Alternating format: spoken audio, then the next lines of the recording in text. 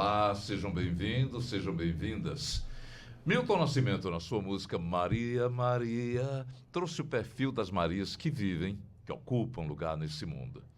Dom, som, suor. E a Maria que nós vamos entrevistar hoje aqui no Entretantos é exemplo disso. De que mulher pode ocupar os espaços que ela quiser, mesmo que diversas pessoas se levantem contra ou se surpreendam, né?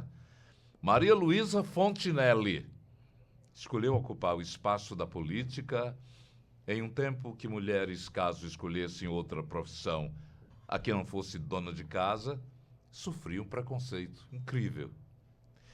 Foi a primeira mulher prefeita da capital de Fortaleza e compartilha hoje aqui conosco, comigo, Nonato, com Yuri Costa, a sua história. Maria Luísa, você nem sabe a honra que a gente recebe você. Seja bem-vinda. Estou aqui à disposição para o que der e vier. Você está bem? Um abração. Oh, que coisa boa.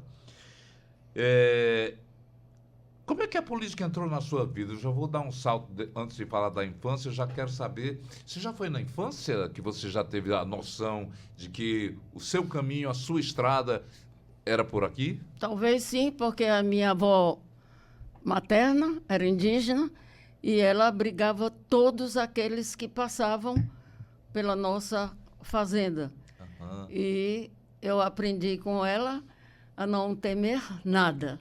E, principalmente, a doar e acolher sempre. Mas eu creio que o começo mesmo da política se deu por conta de um namoro aos 12 anos, quando eu era interna num colégio de freira para poder estudar. Mesmo? O namorado era político, filho de político, alguma coisa? Não, mas aí... O namoro, você fala, um namoro com a política. Não, era um namoro com o melhor dançarino do Quixadá. Olha! E foi ali, ao lado do Açude do Cedro, numa música, Vem cá, cintura fina, cintura de pilão. Luiz Gonzaga. Que começou a nossa paixão.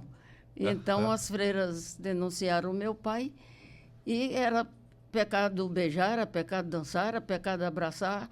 E eu vivia muito aflita com tudo aquilo. E, para acabar esta paixão, as freiras me botaram, com 13 anos, para dar aula de adultos, para visitar os pobres e para fazer teatro e estudar piano. Então, eu creio que essa coisa de ir para dar aula e visitar os pobres deve ter adubado alguma coisa. No entanto, ao chegar em Fortaleza, em 58, eu só tinha 2 desejos além de estudar. Era ser rainha do maracatu e namorar um cadete militar, né? Olha que coisa! Então, eu digo que foi ao conhecer Tito de Alencar, que era estudante na época e dirigente da JEC, que eu digo as visões se clareando e eu acordei para lutar. Interessante que parece que as freiras adivinharam. Vamos colocá-la no ensaio para que o futuro dela para teatro. Precisava desenvolver. Isso. Exatamente. Para contato com o pobre, lutar, né? Conviver com os pobres. Conhecer o sofrimento do outro, do que estava no regimento da lei, amar a Deus e ao pobre como a si mesmo. Uhum. Então, elas estavam encaminhando a Maria Luísa. Mas elas fizeram tudo, até que eu representei o colégio quando o padre da cidade completou 25 anos. Uhum. Né? Era o padre Luiz Moreira. E ele foi o meu primeiro discurso em praça pública. Antes de fazer a pergunta, eu vou pegar aqui. 1958 foi um ano de seca. Muita seca. Eu acho que poucas vezes você falou numa seca tão braba quanto 1958, para vocês que são da geração mais para cá. Muitos cearenses ficaram retirantes, saindo de suas localidades. A Copiara teve muita cena de pessoas. Iguatu, gente que pegava ônibus e ia para São Paulo, que era o Eldorado. Isso. A fuga sua para Fortaleza não foi por conta da seca, ou foi? Eu acho que foi por conta do pecado, né? Que eu achava que eu tinha Pecado problema. abaixo do Equador. Abaixo do Equador. Eu tinha problema com as freiras e pedi ao meu pai, que ele tinha me ensinado a não mentir, que eu não ia prometer não encontrar o rapaz, né? Então, eita. Esse A rapaz, Lucinha casou. esse príncipe que você tanto imaginou, sonhou aos 12, 13 anos, ele ainda vive aqui? Não, eu, quando prefeita, fui chamada às pressas no JF, que tinha uma pessoa que queria me ver antes de falecer. E era ele. Mas disse que não queria, antes, que não queria enterro, queria shot. E nós chamamos um sanfoneiro e fizemos para tocar o shot. Na vida, como na passagem para outra dimensão, música parece que tem enfeitado a sua existência. Da sua eleição... De fato. É incrível. Na sua eleição não, tem e ao música. entrar no liceu do Ceará, vem ver... Não, aí já é o Pirambu. O liceu é assim, nós somos da juventude liceal. O pleito já se aproxima, levemos o cleque, a nova rotina, a chapa de oposição. Eu nem sabia o que era oposição, mas já via essa história, porque a Lucinha, minha irmã, casou com o Cid Carvalho. E o papai não queria porque o Jada era comunista. Mas as freiras disseram que o Cid era uma pessoa extraordinária. E essa época eu morava vizinho Jada de Carvalho, e foi ele e Dona Margarida Saboia que me incentivaram, e Tito, que me incentivaram a ir para o liceu. O Jada dizia, esse é o seu caminho. Era o quê? Era Guilherme Rocha, ali onde ele A gente morava na Agapito dos Santos. Agapito dos Santos com Guilherme Rocha, exatamente. Foi na Agapito dos Santos onde eu fiz a última entrevista com Jada de Carvalho. Que foi assim, até hoje o Lira, né, disse sua melhor entrevista, disse, mas também um Deus daquele. Eu queria aproveitar, antes da gente saindo um pouco de Fortaleza, voltar um pouco para Quixadá. Depois a gente volta para Fortaleza de novo. Falar um pouco da infância, né? Como era a vida no sertão. A senhora falou da questão da fazenda, né?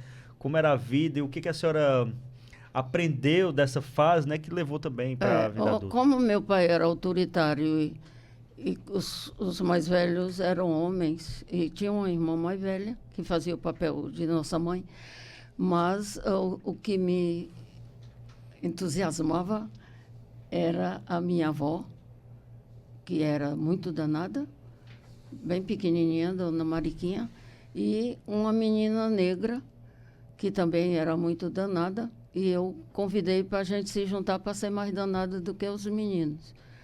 Então, era tudo maravilhoso, tudo.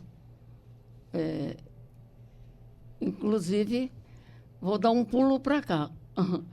Mas quando meu pai faleceu, que nós fomos para lá, que eu comecei a chorar, a gente levava o caixão, o Patativa do Assaré. Foi Patativa? Cega Deraldo. O Cega Deraldo. Não chore, que se ele lhe ajudou aqui, lá do céu ele vai poder muito mais. E eu me calei.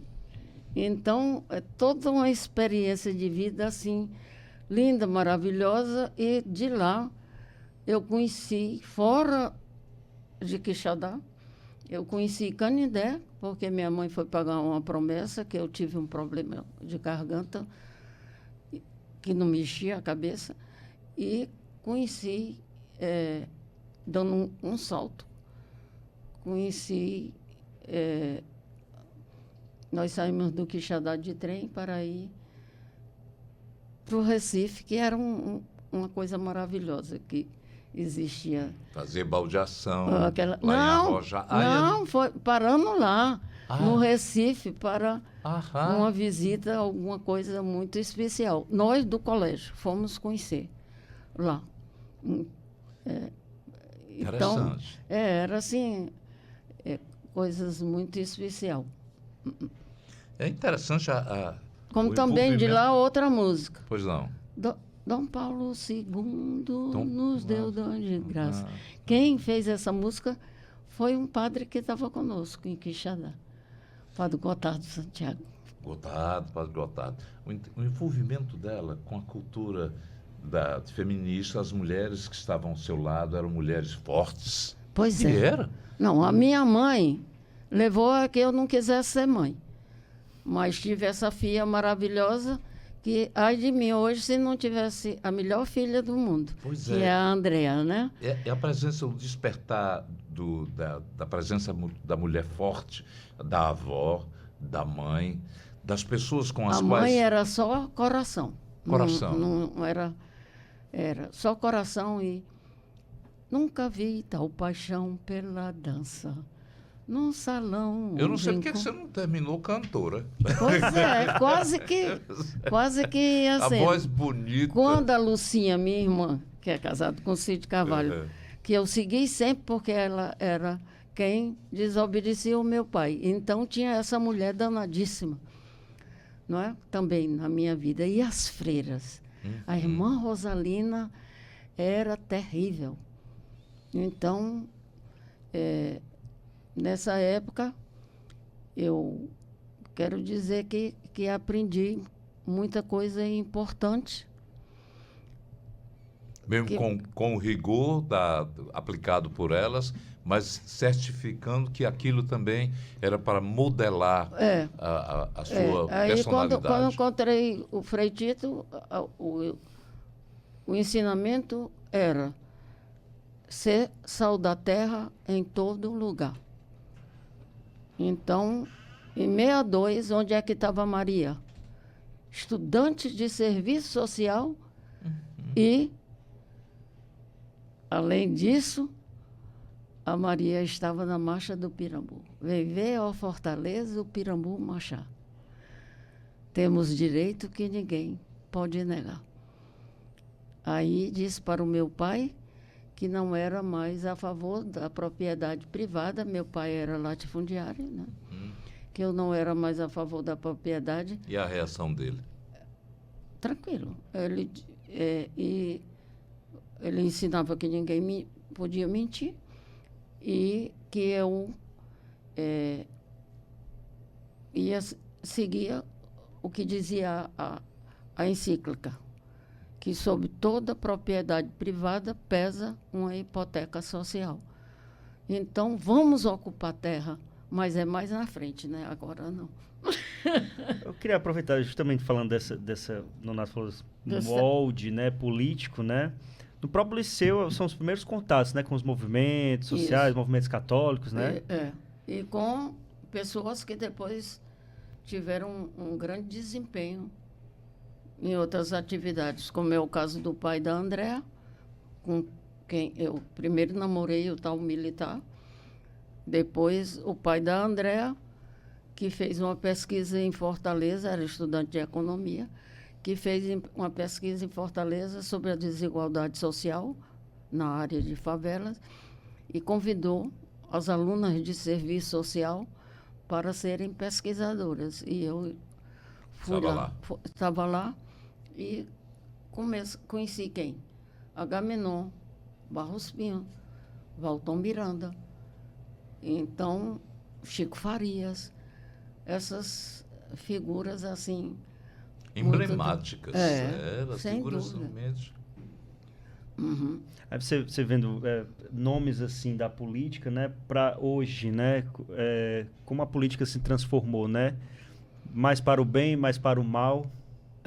Na época eu fui empurrada, né? Eu nunca desejei ter posto em qualquer canto. Cargo político, né, que a senhora fala? Nada. Você queria desempenhar a sua queria missão. sempre era fazer serviço social, promoção humana. Quando fomos para os Estados Unidos, casei com Agamenon, pai da André. Quando fomos para os Estados Unidos, nós tínhamos horror aos americanos.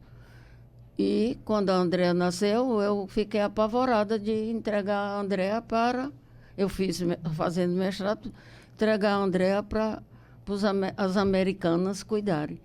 Aí descobri, eu digo que eu sou uma pessoa predestinada. Aí a companheira do pai da Andréa hoje diz que isso é um termo católico, que eu uso outra expressão. Mas nos Estados Unidos encontrei uma creche que era revolucionária. Olha só. Então botei a Andréa nessa creche e fui para a luta. Um professor que dava aula sobre Cuba, eu fui para a coisa dele. Outro professor que dava aula para entender o fenômeno favela, olha só. E eu fui para lá. Aí a luta contra Hiroshima, a luta contra o golpe do Chile, que foi nessa época, e teve outra luta forte, assim, também desse modelo. Eu me lembro de um grande show nos Estados Unidos com John Baez. Que era, inclusive, a época da guerra no Vietnã. Isso, no Vietnã.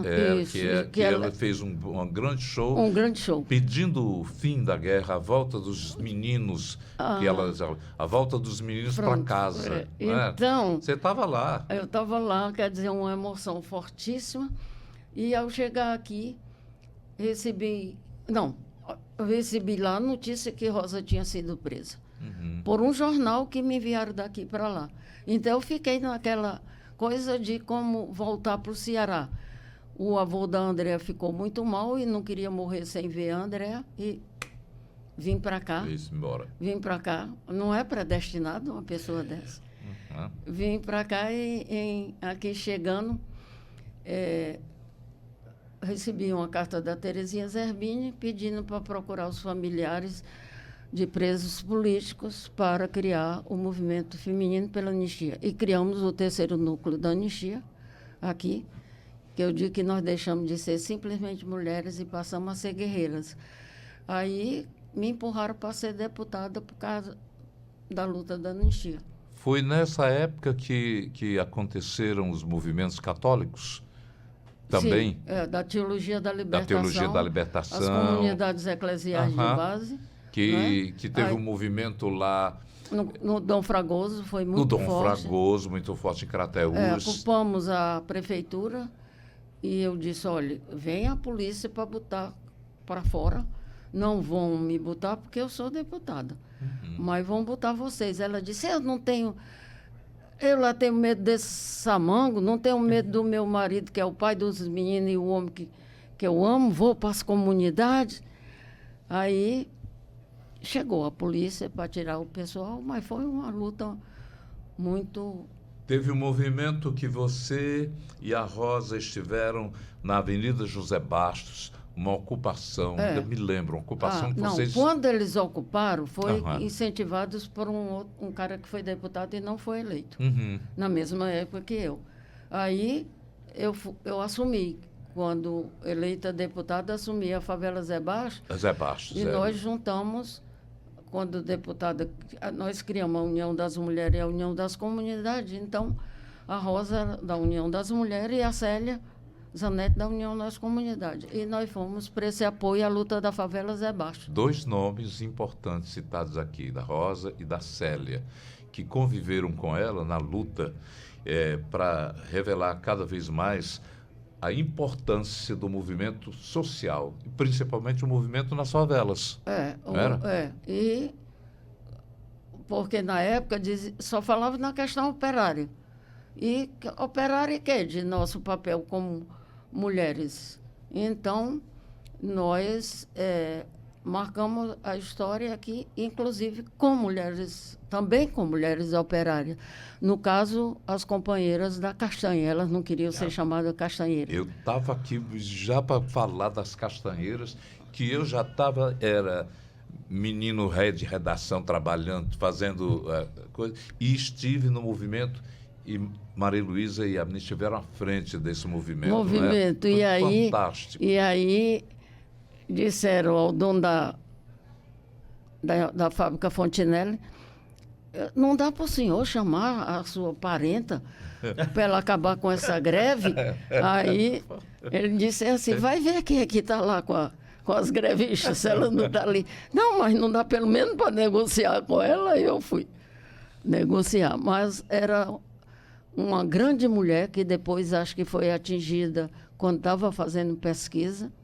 Letícia Parente. Letícia. Foi estudar porque as mulheres papocavam a mão com o óleo. E aí atingia mentalmente.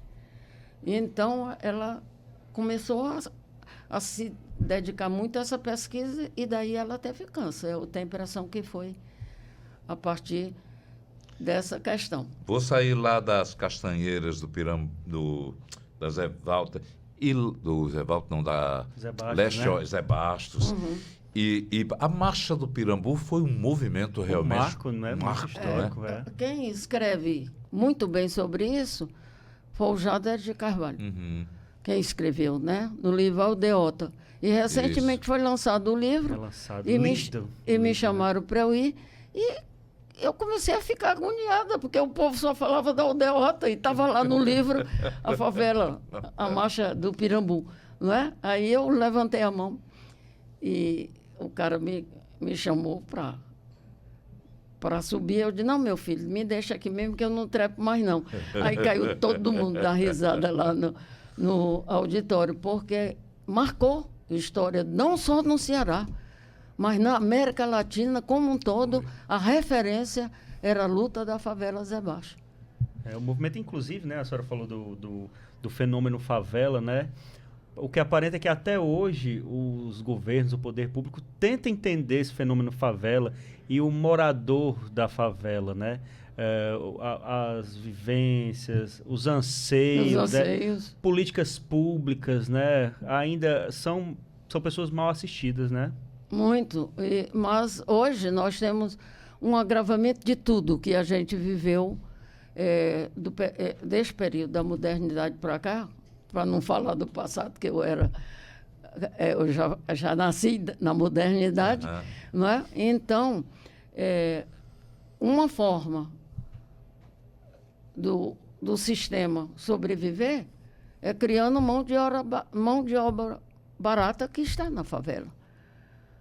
Então, esse é o trabalhador que vende por qualquer coisa o seu esforço de trabalho e cria a riqueza que é acumulada.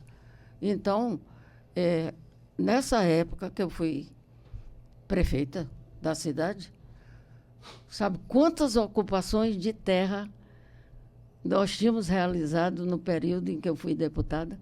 100! E eu, como prefeita, regularizei todos estes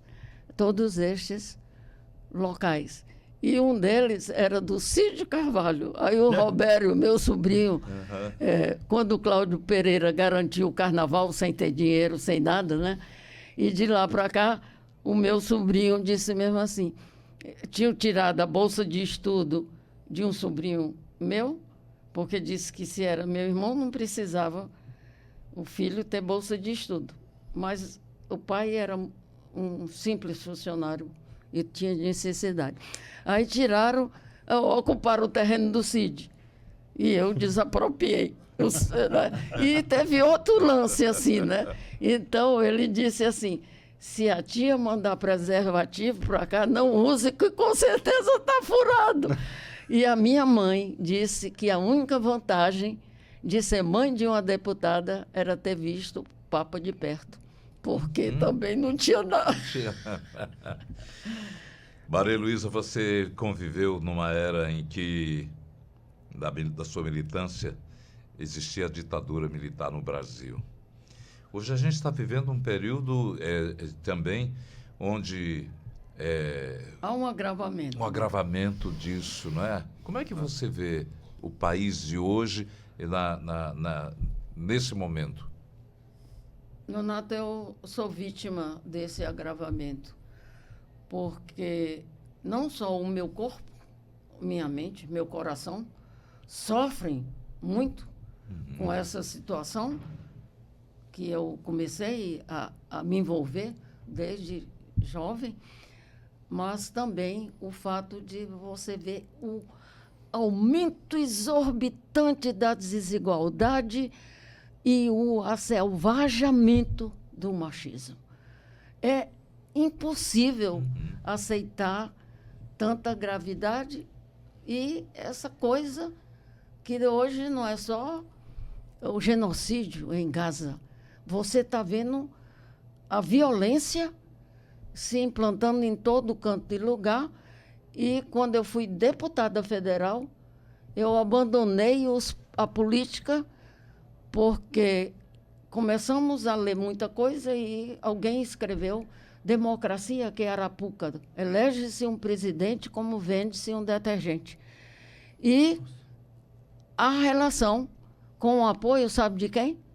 De Moroni Torga, que foi deputado federal na época em que eu fui deputada federal. E candidato também. Nós fizemos uma pesquisa em todo o Brasil e detectamos o quê? A ligação entre a prostituição, agravamento da prostituição infantil, o crime organizado, a corrupção e a relação com o narcotráfico. Isso não estava fora, só nas favelas. Estava dentro dos podres poderes. E a partir dessa pesquisa e dessa situação, nós vimos que o que existia lá no Cariri não era uma coisa do povo do Ceará sofrido e que não tinha espaço para morar ou comida para poder sobreviver, mas que era uma situação de um sistema que não põe em relevo o ser humano, mas o dinheiro. O sistema se beneficia da desigualdade, por isso mesmo quer manter essa desigualdade. Né? Então, você tem uma situação que lutar hoje por democracia e para dar sustentação ao sistema capitalista é aumentar a barbárie. Não tem alternativa. Há um agravamento. Quando eu digo essa coisa, a quantidade de gente que me procura com problemas, pedindo ajuda, pedindo socorro. Não é? E você vê dentro da família ou dentro das pessoas mais amigas, jovens serem eliminados no narcotráfico. É muito doloroso. A sua amada, que vai rezar por você daqui para frente, perdeu um neto, um com 18 anos e outro com 16. Foram eliminados no narcotráfico. O meu irmão, esse que eu falei que era de uma situação mais difícil na nossa família, perdeu um neto. E soube da notícia da forma mais cruel. Chegou alguém para entregar o gás e disse para o pai do menino, portanto, filho do meu irmão. Eu acho que o coisa levou, o corpo era do seu filho. Nem ela sabia. Não, o menino tinha desaparecido numa sexta-feira. Aí no sábado, quando a pessoa foi coisar o gás, diz como é? Barracão? Rabecão. O Rabecão levou um corpo. Assim, eu acho que era do seu filho. Hoje é um estado paralelo, né? O crime talvez seja mais organizado do que o próprio estado, né? Nós pedimos licença ao pessoal do crime organizado na praia para poder um jornalista que queria filmar onde houve luta nossa. Um jornalista que queria filmar, estava da Alemanha, e que queria conhecer, ficou estranhando como é que um pessoal do Ceará queria se comunicar com o pessoal da Alemanha para fazer um movimento por emancipação popular. Então, foram filmar e pegar o depoimento das pessoas. E nós tivemos que pedir licença ao pessoal lá para ele poder entrar. Esse momento dessa desconstrução social, a sua perspectiva é de que ele se acentue a um ponto realmente insuportável? Ou há expectativa sua de que as coisas melhorem? Como se vai piorar mais antes de melhorar, não, né? Eu não tenho essa expectativa desde o momento em que fui deputada federal e que vi a minha assessora, que foi indicada pelo Paulo Bonavides, e a Carmen Lúcia, nos ajudaram num seminário, nem Collor, nem Itamar, Democracia Direta Já. Quer dizer, naquela época, a gente já estava querendo uma coisa diferente, porque achava que a barbárie estava se instalando em todo canto e lugar. E com a crise hoje ambiental, isso está sendo dito pelos maiores cientistas do mundo. Então, é uma coisa, você deixa de acreditar nos intelectuais, aí deixa de desacredita dos professores, e agora os cientistas, os seus estudos nada valem, porque tudo é ódio, tudo é vingança, tudo é violência, tudo é destruição. Por isso, eu disse, fiz um versinho e pedi a sobrinha do Feitito para ler, porque eu não estava passando bem para ir lá, e eu digo, Freitito, Dom Lochaida, Nildes, Rosa e outras companheiras adubam o coração na luta por emancipação.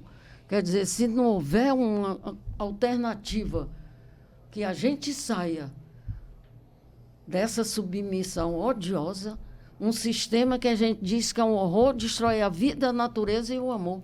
É o sistema capitalista patriarcal. Entendeu? Eu digo, as mulheres têm que ir para a linha de frente. E a Rosa me aparece quase toda noite em sonho, inclusive me apareceu na história do Freitito, que eu disse que eu sonhei que a gente estava lá e que a polícia botava a gente para fora e a Rosa no microfone, mandando brasa. E então, eu digo, nós, mulheres, temos que ir para a linha de frente, puxando vocês, companheiros sensíveis. Olhe lá, companheiros sensíveis. Porque o machismo é violento e quer garantir o sistema da desigualdade, da opressão e da devastação. Mas essa mudança, será que ainda vai vir pela política? Não, vai vir. A gente ainda vai se acreditar na política, né? Porque quando você deixa a política, dá a impressão de que você estava contra o sistema. Desacreditado, né, dos partidos, tudo, né? E aí? Mas veja bem, quando eu digo das oportunidades extraordinárias que eu tive na vida, eu fui chamada em Portugal para um debate sobre o quê? Cidade, o império do carro. Gente, isso é alarmante. Demais. E eu me aprofundei nessa questão. Por isso, fomos e enfrentamos tudo. Rosa e Maria na luta todo dia, a luta do Cocó contra o viaduto que ia destruir ali aquele manancial extraordinário. E é sempre, e vem vindo. Aí vamos dizer, como chamar isso aí, né? Política? Bom, a gente não chama política, chama a luta social, a luta por emancipação, a luta em defesa ambiental, ok? Aí passa pelos partidos? Não. Passa pelos os mandatos, ou os poderes? Não. Passa por um movimento social que a gente está vendo. Vocês devem ter assistido as manifestações que estão ocorrendo mundo afora contra não só o genocídio em Gaza, mas contra o que aconteceu no Nepal, contra Israel. Não, e outra coisa, as manifestações na França. Sim. Também. Não é? Em 68, em 2008, nós fomos à França, e não estava acontecendo isso, mas... Um novo despertar. Aí você está vendo, nós fomos... você falou aí das duas companheiras. Isso. Essa Célia Zanetti, a companheira dizia que ela fazia acontecer. Nós fomos para a China, numa Marcha Mundial das Mulheres, sem dinheiro. E tivemos que arranjar por lá. e a Célia na linha de frente. Fomos para os Estados Unidos, ocupar o Wall Street, e eu ia para lá para servir de análise num grande seminário sobre câncer genético. E como eu já tive 4 cânceres, eu iria servir de estudo. E Célia Zanetti disse, eu vou como sua cuidadora. Quando chegamos lá, ela disse, não vai atrás de doença, não. Vamos ocupar o Wall Street. E vamos ocupar. E de lá começamos a ver que é esse tipo de luta que está acontecendo. Quem foi que fez isso? Movimento estudantil, professores, apoiado pelo Sindicato de Serviços lá nos Estados Unidos, que é o maior sindicato. Então, de lá para cá, essa luta, eu digo, de 95, da China, né? França, fomos à Venezuela e vimos que o movimento era de outro tipo. Os movimentos hoje no Brasil se tornaram manifestações polarizadas. Isso. Partidárias. Partidárias. Partidárias. E essa polarização, até que ponto isso é identificável com a natureza da ação social, das manifestações sociais legítimas? Eu vou falar do que aconteceu recentemente. Assembleia dos Professores da Universidade Federal do Ceará. Nós, aposentados, perdemos uma vantagem que nós tínhamos e nós perdemos 48% do salário. Estavam lá, não eram favelados.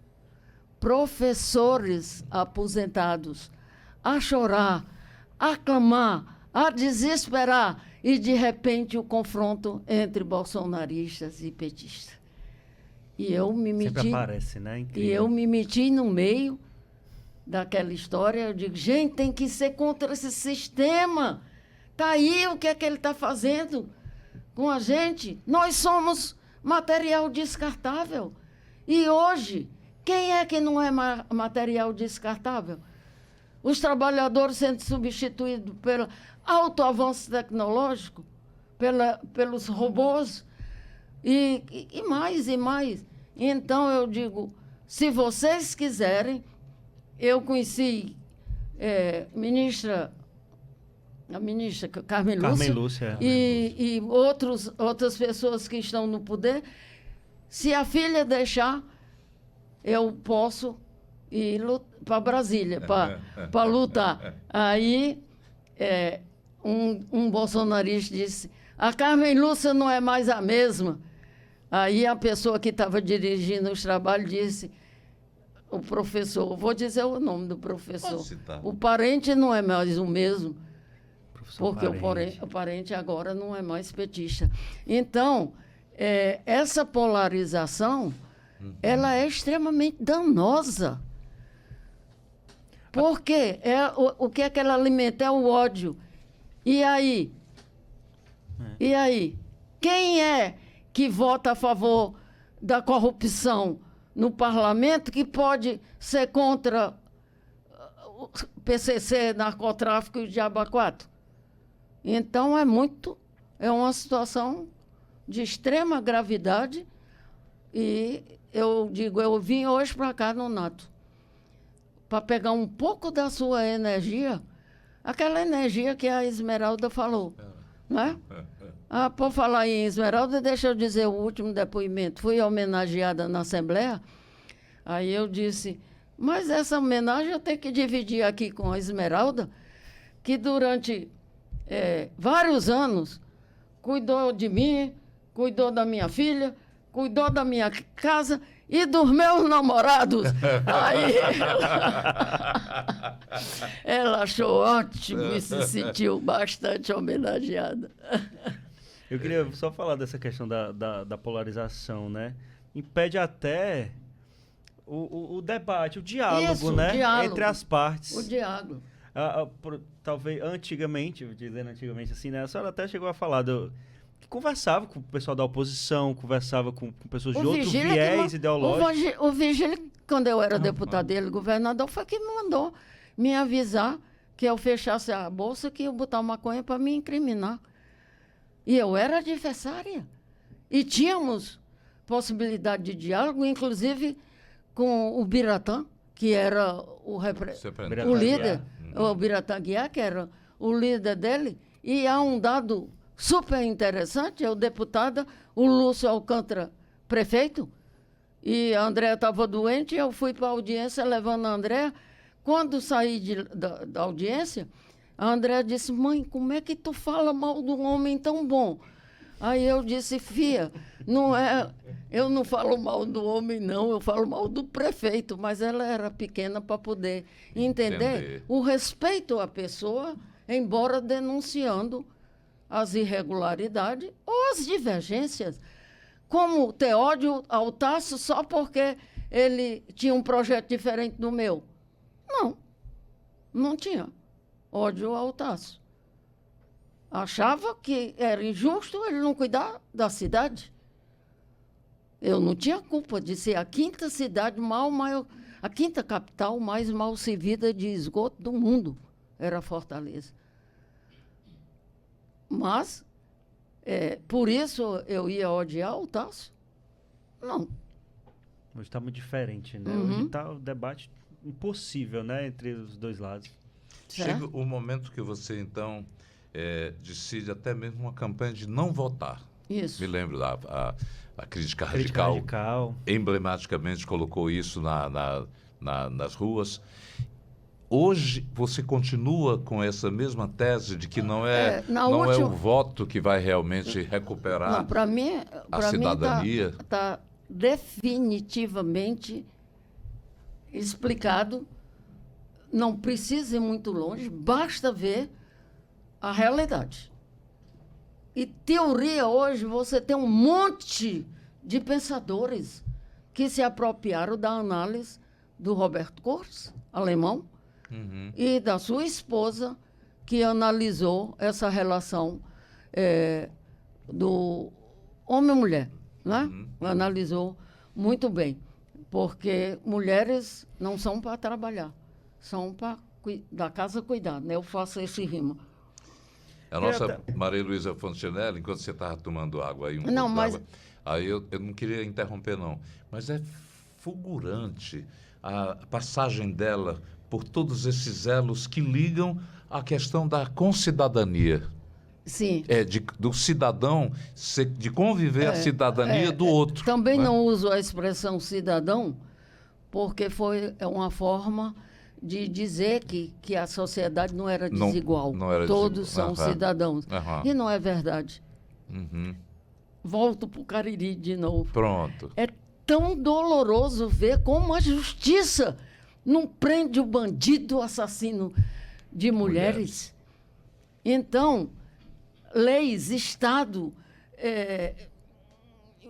enfim, votar não vai solucionar. No entanto, na última eleição, eu disse, não vamos para a praça, não. Vamos ficar na nossa e deixar que quem quiser votar, vote. Porque a gente já tinha passado pela experiência do mandato do Bolsonaro, né? Mas o momento, hoje, nos diz que não adianta votar. Por quê? Foi um sucesso o julgamento do ministro. Então, ontem, porque eu estou com os cabelos assim, me acharam parecida com Carmen Lúcia, eu fiquei toda vaidosa. Porque foi uma coisa muito importante. Você vê como os que se expressaram contra o Bolsonaro foram lúcidos na sua análise. Aí, no dia seguinte, votam o projeto da bandidagem na Câmara Federal. E aí, quem garante que você não vai continuar tendo câmaras federais, Bolsonaro, os Trumps e outros tantos pelo mundo afora? Ela fala da questão da blindagem, que passou, né? Eles passaram. PEC da blindagem. A PEC da blindagem, onde... sim, é porque a gente chama bandidagem. E também a questão da anistia, da maneira como está sendo... Não, terrível. Porque nós lutamos por anistia ampla, geral e restrita, porque queríamos que todos aqueles que foram presos, torturados e, inclusive, ilegalmente, injustamente, como o caso da companheira Rosa, uma jovem que denunciou a situação que estava na universidade, uma jovem estudante, ela foi minha aluna, a Rosa. E então, você aceitar que essas pessoas sejam presas, ou Begos com Gurjão, Nonato, foi o maior medo que eu tive na minha vida. Quando os familiares de morto e desaparecido solicitaram que eu, como deputada e integrante do movimento da anistia, acompanhasse os familiares de morto e desaparecidos na região do Araguaia. E todo o tempo a gente sendo seguido lá por um jipe com homens portando metralhadoras assintosamente, como se não tivessem a fazer nada. Então, esse é o mundo que nós precisamos transformar. Não é a coisa de continuar com esse mundo, é de transformar e criar. Quando eu digo com... A Rosa repetia muito a expressão, quando não há caminho, nós voamos. Eu digo, sejamos borboletas ou bruxas, mas nós temos que voar e um novo mundo conquistar com muita emoção e tesão, que é o movimento por emancipação. Saudades da Rosa, mas deixa eu fazer uma citação aqui. Tem uma pergunta da produção que você já respondeu. Você não tinha medo de perseguição política, não tinha medo de nada. Você contou agora há pouco, lá no enfrentamento, os caras tudo armados. Você não tinha medo de nada. Eu tinha, sim. Mas o que podia fazer? Disseram assim, aquele coronel doido está armado sem deixar os professores entrar. Eu corri e uma pessoa excelente da Assembleia, que me assessorou, maravilhosa, divina, disse, Maria, não vá não. Eu digo, tem que ir. O cara estava assim, com o revólver para cima. Eu, do jeito que eu fui, me abracei com ele. Aí ele disse mesmo assim, a Maria me agarrou, eu perdi as forças. Então, mas enfim, não atirou nos professores. Então, eu sei lá, talvez, repetindo também, ou dizendo aquilo que eu fiz uma homenagem recente à Luiziane, que foi a Gaza, né? Então, eu disse que pela mulher corajosa que ela sempre foi, eu disse, vou dizer o que a Rosa sempre repetiu, a coragem não é a ausência do medo, mas é o compromisso com a luta por liberdade e verdade. Interessante. Queria só para finalizar, falar um pouco dessa parceria com a Rosa da Fonseca, né, também, nesse movimento de luta, na crítica radical também. Mas primeiro a Rosa foi minha aluna. Quando a polícia cercou a gente, lá que eu estava dando aula, e um funcionário chegou e disse, depressa, vamos esvaziar a sala que a polícia está chegando. Eu disse, alguém tem problema com a polícia? Eu, professora. Aí ela, Maria. Não, na época era Maria Luísa.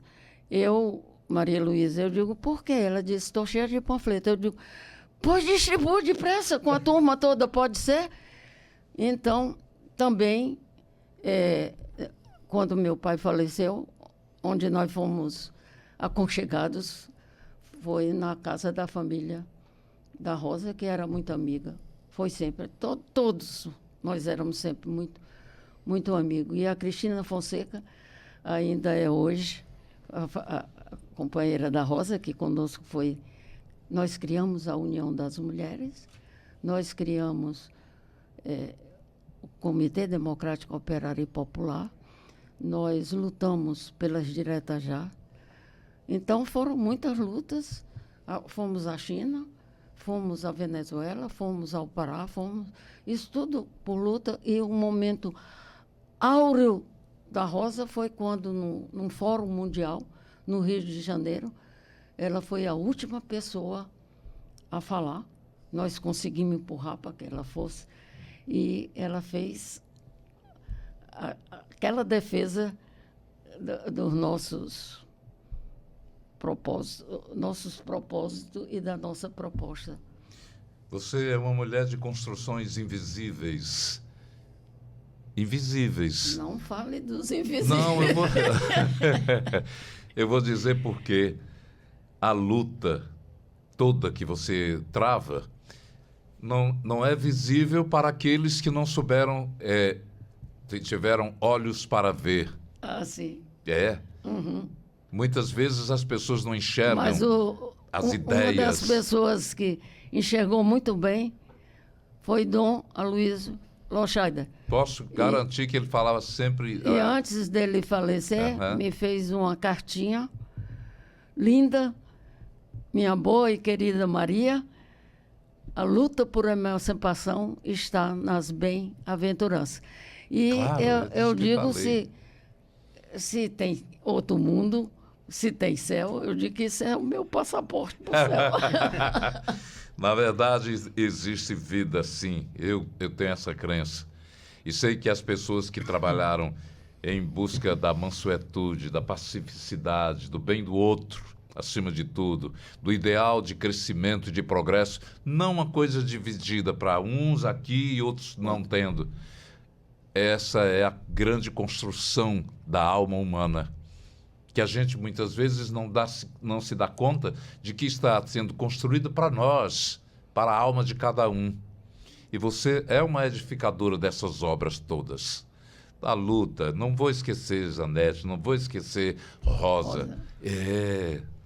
Tenho uma admiração muito grande por você e por Rosa, que eu acho que edificaram nesta cidade exatamente a grande lição de sabedoria da alma humana, e principalmente por serem mulheres. Isso. Né? Isso. Porque se olhar, o mando machista dominava, princilmente, não era só lá no convento, na escola. Mas só isso, quando eu ainda estudante de serviço social, a polícia invadiu a nossa casa para tirar o material que tinha lá da passeata, e quando a polícia saiu, meu pai virou para minha mãe e disse: o meu medo é que ela faz coisa que os filhos homens nunca fizeram.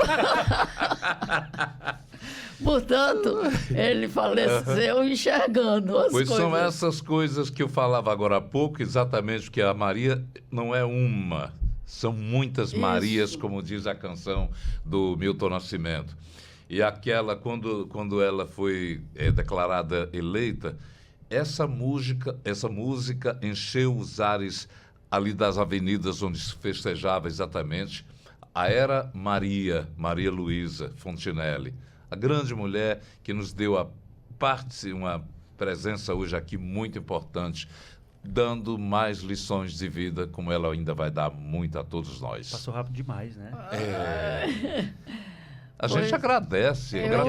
Olha essa oportunidade maravilhosa, e dizer o seguinte: vocês, assim como Rosa, me empurram para não desanimar da luta. Grande abraço, querida. Grande abraço.